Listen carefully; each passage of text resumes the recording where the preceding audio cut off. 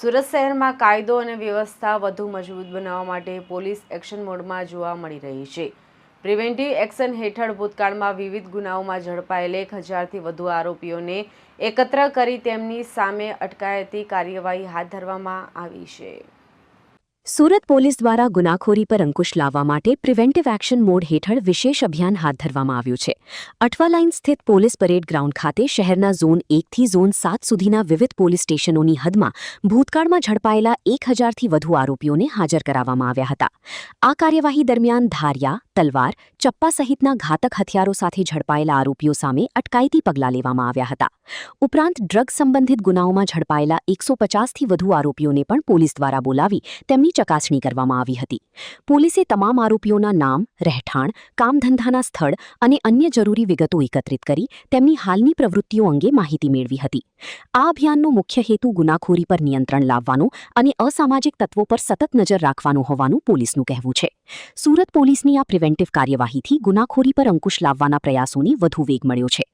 આગામી દિવસોમાં પણ આવા અભિયાન ચાલુ રહેશે તેવી શક્યતા વ્યક્ત કરવામાં આવી રહી છે। છેલ્લા 1 થી 1.5 મહિનાથી સુરત શહેર પોલીસ દ્વારા ગેરકાયદેસર હથિયાર, NDPS અને આર્મ્સ એક્ટના લગતા જૂના ગુનાઓમાં આરોપી થયેલા હોય એવા અને સાથે સાથે જે ચેકિંગ દરમિયાન પકડી પાડવામાં આવ્યા હોય એવા તમામ આરોપીઓ વિરુદ્ધમાં એક ખાસ ઝુંબેશ હાથ ધરવામાં આવી હતી અમારા માનનીય CP સાહેબની સૂચનાથી, જેમાં સિટીના તમામ અધિકારીઓ, સેક્ટર અધિકારીઓ, DCP શ્રીઓ, PIO, SCPO, આખી તમામ ફોર્સ જે છે વિસ્તારમાં જઈ અને ચેકિંગ હાથ ધરવામાં આવ્યું અને એ ચેકિંગના અનુસંધાને લગભગ અમે જે GP એક્ટ 135ના કેસીસ કર્યા છે એમાં 1700 જેવા કેસીસ કરવામાં આવ્યા।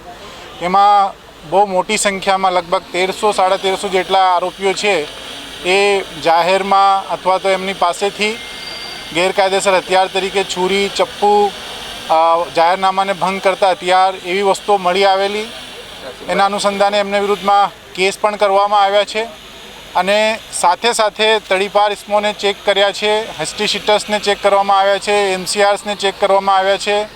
વાહન ચેકિંગ દરમિયાન પણ અમુક લોકો જે પીધેલા પકડાયા હોય એમને પણ પકડીને કેસ કરવામાં આવ્યા છે MV એક્ટ હેઠળ।